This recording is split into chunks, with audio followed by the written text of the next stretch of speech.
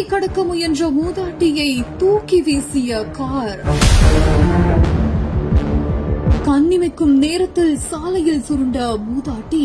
வெளியாகியுள்ள நடு ரோட்டில் நடந்த பகீர் சம்பவத்தின் சிசிடிவி காட்சிகள். திருவண்ணாமலை மாவட்டம் ஆரணி அருகே படவேடு ஊராட்சிக்குட்பட்ட ஒரு கிராமத்தை சேர்ந்தவங்க தான் மூதாட்டி ராஜாமணி. இவங்க சாலையோரமா காய்கறி வியாபாரம் செஞ்சுட்டு வராங்க.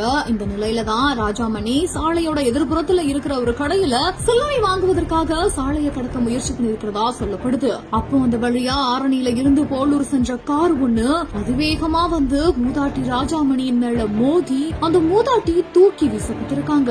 கண்ணி வைக்கிற நேரத்துல அந்த மூதாட்டி நடு ரோட்ல தூக்கி வீசப்பட்டு சுருண்டு படுத்திருக்காங்க. உடனடியா அக்கம் பக்கத்தினர் ராஜாமணியை மீட்டு ஆரணி அரசு மருத்துவமனையில சிகிச்சைக்காக கொண்டு சேர்த்திருக்காங்க.